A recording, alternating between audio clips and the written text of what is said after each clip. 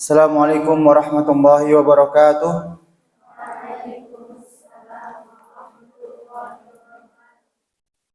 Alhamdulillah ala ihsanih wa syukru lahu ala taufiqihi wa amtinanih wa asyhadu an la ilaha illallah ta'ziman li sya'nih wa asyhadu anna Muhammadan abduhu wa rasuluhu ad-da'i ila ridwani. Allahumma salli wa sallim ala alaihi wa ala alihi wa ashabihi wa ikhwani. Baik, akhwat sekalian rahimani wa rahimakumullah, kita lanjutkan pembahasan kitab Riyadhus Shalihin karya Al-Imam An-Nawawi rahimahullah, dan kita masuk ke dalam bab yang baru ya. Bab yang ke-6 itu babut taqwa. Bab tentang ketakwaan. Hadisnya adalah hadis yang diriwayatkan dari Abu Hurairah. An Abi Hurairah radhiyallahu anhu qala qila ya Rasulullah man akramun nas qala atqahum. Diriwayatkan dari Abu Hurairah radhiyallahu anhu bahwa Nabi SAW pernah ditanya, ya Rasulullah, siapakah orang yang paling mulia? Maka Nabi SAW menjawab, atqahum. Orang yang paling mulia adalah yang paling bertakwa di antara kalian. Orang yang paling mulia adalah orang yang paling bertakwa di antara kalian. Faqalu, ya, ini disebutkan ada para sahabat bertanya kepada Nabi, ya, ya Rasulullah, siapa yang paling bertakwa? Maka Nabi menjawab, yang paling bertakwa di antara kalian, di antara mereka, afwan. Kemudian para sahabat bertanya lagi, laisa an hadza nas'aluka, ya Rasulullah, bukan itu maksudnya. Bukan itu yang kami maksud, ya Rasulullah. Maka Nabi SAW menjawab, qala fa Yusuf nabiyullah ibnu nabiyillah ibnu khalilillah. Maka Nabi menjawab, kalau begitu Nabi Yusuf yang paling mulia. Beliau adalah Nabiullah, anak dari Nabiullah, cucu dari Nabiullah, dan cicit dari Nabiullah. Jadi Nabi Yusuf ini anaknya Nabi Yakub, ya, cucunya Nabi Ishak, dan cicitnya Nabi Ibrahim. Ya. Ini orang yang paling mulia karena nasabnya Masya Allah. Faqalu, maka para sahabat kembali mengatakan, laisa an hadza nas'aluka, ya Rasulullah, bukan itu juga yang kami maksud, ya Rasulullah. Maka Nabi pun berbalik bertanya kepada para sahabat. Qala fa'an ma'adinil Arab tas'alunani? Apakah maksud kalian adalah yang paling mulia di sini adalah yang paling mulia dari keturunan Arab?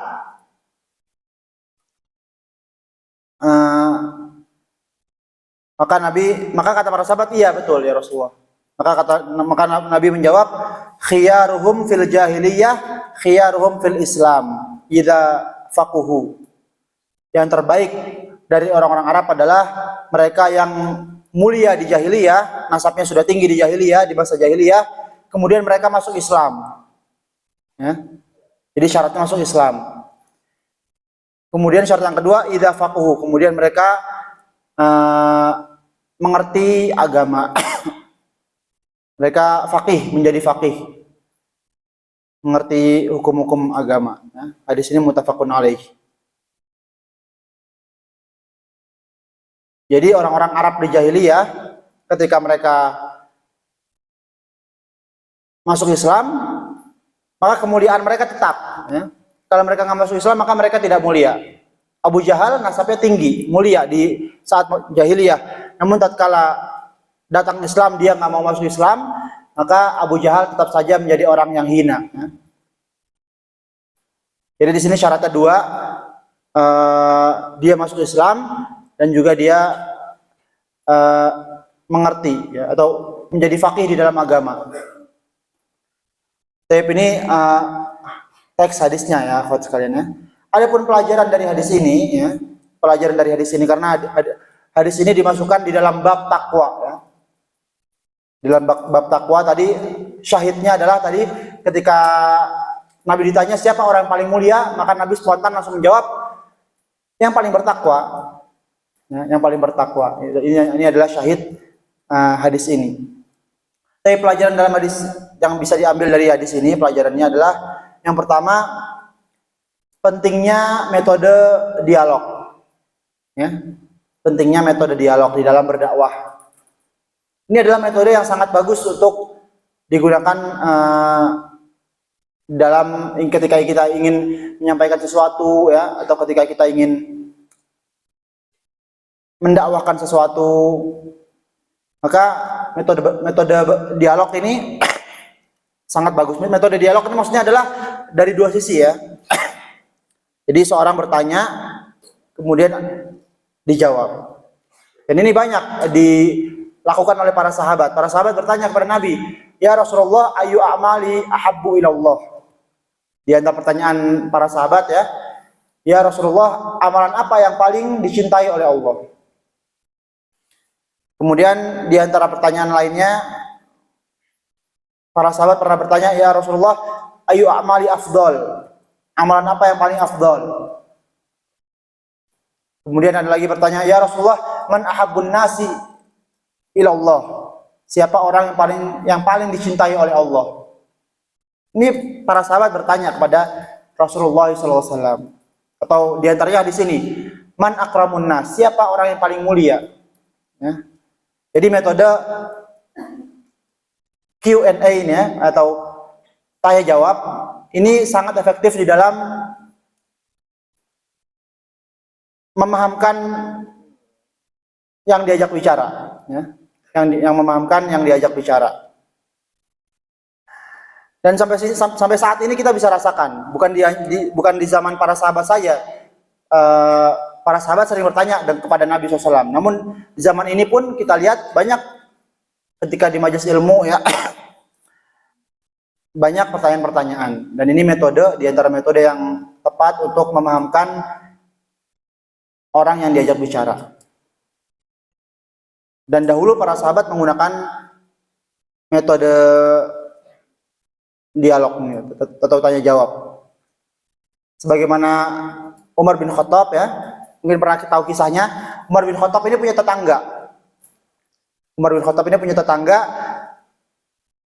Umar ini sebenarnya ingin sekali belajar terus sama Nabi SAW. Namun karena Umar bin Khattab ini harus bekerja ya, harus mencari nafkah, maka dia sepakat sama tetangganya.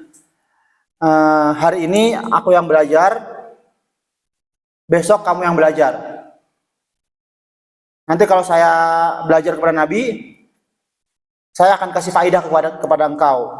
Adapun besok saya yang kerja, kamu yang belajar, engkau yang kasih faidah kepada saya. Ini kata Umar bin Khattab ya. Intinya ini metode dialog ya. Itu dua sisi. Ini dilakukan oleh Umar bin Khattab radhiyallahu anhu. Jadi ketika Umar bekerja, malamnya minta faidah dari tetangganya. Besoknya Umar yang belajar kepada Nabi SAW, mencari ilmu, malamnya ngasih faidah kepada tetangganya ya. Jadi metode dakwah ini ada yang dua sisi ya. Ada yang satu sisi seperti sekarang ini namanya monolog ya. Si pembicara cuma berbicara saja tanpa ada dialog dari pendengar. Atau misalkan khutbah Jumat. Terkadang dibutuhkan juga ya, metode dakwah seperti ini dibutuhkan juga, yaitu satu sisi saja dari pembicara saja, tidak ada apa namanya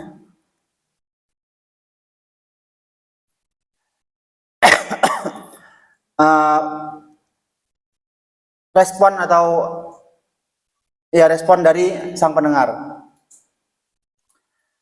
Maka faedah pertama ya, pentingnya metode dialog ini. Dan terkadang ya zaman sekarang dengan berkembangnya zaman, sudah ada teknologi, ini mulai ditinggalkan metode dialog ini. Kita kalau tanya-tanya ya, cukup pakai WA saja. Ini kurang efektif atau kurang maksimal, Kenapa ya? Karena metode dialog ini kita menggunakan pendengaran kita yang Allah berikan kepada kita, dan pendengaran ini sangat lebih mudah nempel ya, akan lebih mudah nempel ketika kita menggunakan pendengaran. Makanya perlu kita bertanya ya, misalkan kita di rumah atau di kamar ya sama teman, hari ini dapat faedah apa saja? Dialog ini kemudian dapat faedah didengar, kemudian ini akan lebih mudah nempelnya daripada hanya pakai WA saja ya. Ini faedah pertama. Jadi metode dialog ini penting. Di antara metode dialog adalah metode tanya jawab. Sahabat bertanya, Nabi menjawab. Wassalam ya. Kemudian faedah yang kedua ya.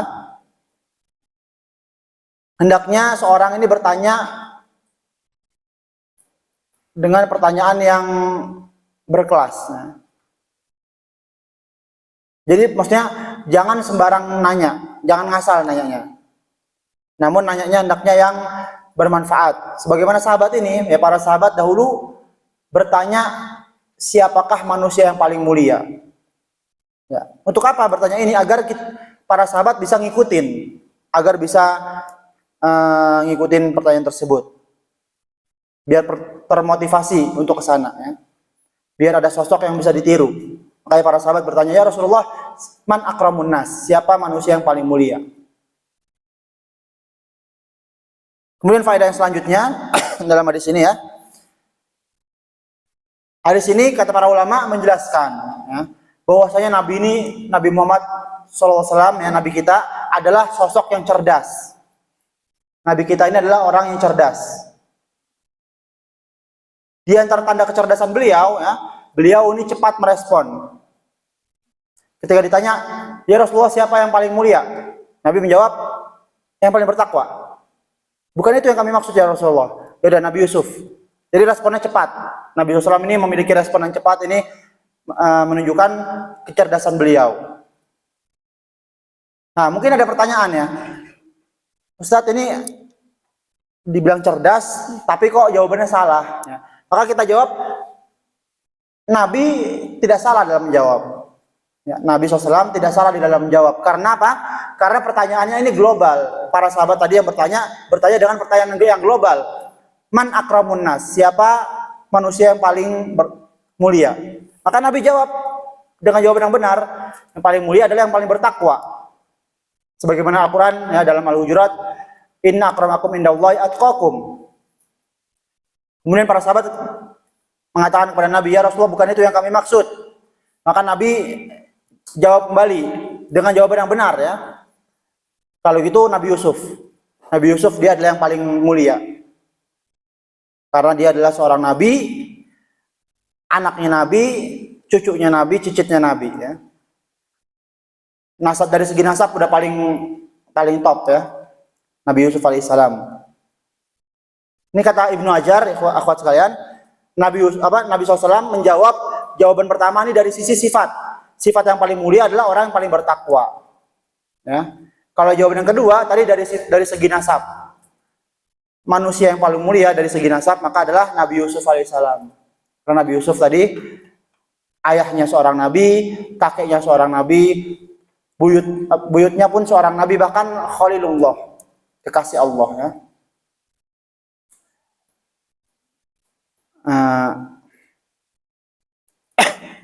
Baik. Kemudian ketika ditanya ketiga kalinya ya Rasulullah bukan itu juga yang kami maksud ya Rasulullah. Maka Nabi merespon dengan pertanyaan. Kalau gitu apa yang kalian maksud? Apakah yang kalian maksud adalah orang mulia dari kalangan Arab? Jadi Nabi nebaknya pun juga benar, akhwat.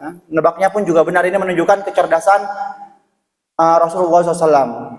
Beliau adalah seorang yang cerdas ya. Dan memang ada orang-orang semacam ini, memang ada. Ya. Ada sebagian masyayikh ya. Sebagian masyayikh ketika kita bertanya kepada mereka, belum selesai pertanyaan kita, namun masyayikh tersebut sudah bisa jawab. Kita misalkan bertanya, ya Syekh, di negeri kami gini. Belum selesai maka syekh tersebut sudah bisa jawab. Nah ini kecerdasan syekh tersebut, ya sudah bisa nebak. Nah, inilah dalam hadis ini Nabi SAW menjawab ya, bukan salah, jawabannya benar ya. Orang yang paling mulia adalah orang yang paling bertakwa. Kemudian dari segi nasab Nabi Yusuf, karena pertanyaannya lah yang terlalu umum. Ya, makanya Nabi SAW menjawab dengan demikian. Nah, ketika Nabi bertanya ya, apakah yang kalian maksud adalah dari kalangan Arab? Maksud kalian sendiri orang yang paling mulia dari golongan kalian? Maka Nabi menjawab, orang yang paling mulia dari orang Arab adalah orang yang dahulu di jahiliyahnya, di zaman jahiliyahnya mereka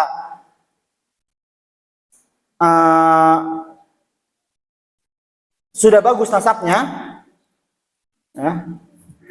Kemudian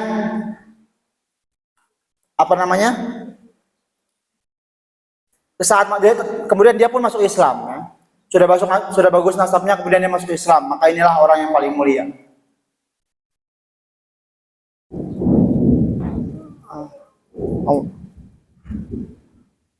Mati lampu ya. Kedengeran nggak kuat? Ya. Ini faedah ketiga ya. Kemudian faedah yang keempat,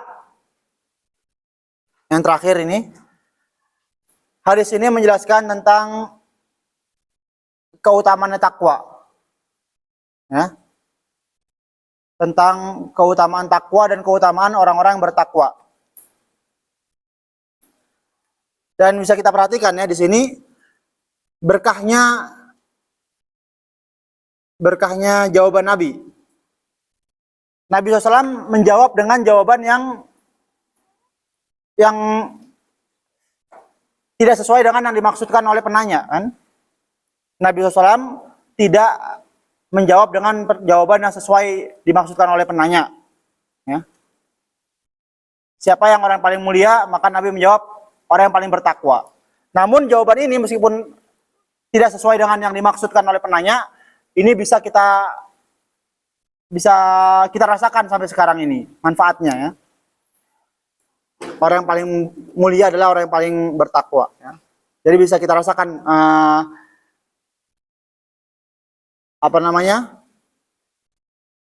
manfaat dari hadis ini. Sehingga kita bisa fokus ya. Kalau kita ingin jadi orang yang mulia, maka hendaknya kita apa? Bertakwa. Hendaknya kita bertakwa. Nah. Dari sini kita juga bisa tahu orang yang paling mulia bukan orang yang paling cantik, ya, bukan orang yang paling kaya mungkin ya, bukan orang yang paling berkelas, ya, barang-barangnya branded semua misalkan, bukan demikian. Ya. Namun orang yang paling mulia adalah orang yang paling bertakwa. Ini padahal jawaban Nabi ya tidak sesuai dengan maksudnya penanya, namun bisa kita rasakan sampai sekarang ini faedahnya. Maka ini Masya Allah. Makanya akhwat sekalian, intinya ya, kalau antunna ingin menjadi orang yang mulia, maka perbaikilah ketakwaan kepada Allah Subhanahu wa taala ya. Makanya Allah berfirman di surat Al-Baqarah, walladzina taqaw fawqahum walladzina taqaw fawqahum yaumal qiyamah. Ya. Dan orang-orang yang bertakwa mereka akan senantiasa berada di atas. Maksudnya mereka akan lebih mulia. Orang-orang yang bertakwa mereka akan senantiasa di atas. Maksudnya adalah orang-orang yang bertakwa akan senantiasa lebih mulia pada hari kiamat. Ya. Surat Al-Baqarah ayat 200 berapa ya?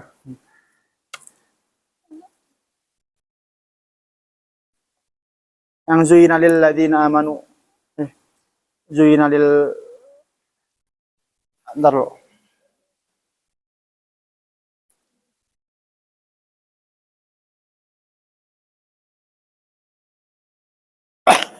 Ayat 212 ya. Zuyina lil ladzina kafarul hayatad dunya. Zuyina lil ladzina kafarul hayatud dunya Wa yaskharuna minal ladzina amanu wal ladzina taqaw fawqahum yaumal qiyamah. Orang-orang kafir mereka dihiasi dengan kehidupan dunia. Dan mereka yaskharun menghina orang-orang mukmin. Wal ladzina taqaw fawqahum yaumal qiyamah. Adapun orang-orang bertakwa mereka akan senantiasa berada di atas. Bisa lebih mulia daripada orang-orang kafir tersebut pada hari kiamat. Intinya kalau ingin mendapatkan kemuliaan hendaknya kita bertakwa, itu menjalankan perintah Allah dan juga menjauhi larangan Allah. Allah Ta'ala mungkin ini saja yang bisa disampaikan. Semoga Allah menganugerahkan kepada kita ketakwaan ya. Subhanakallahumma bihamdika asyhadu an la ilaha illa anta astaghfiruka wa atubu ilaik. Wassalamualaikum warahmatullahi wabarakatuh.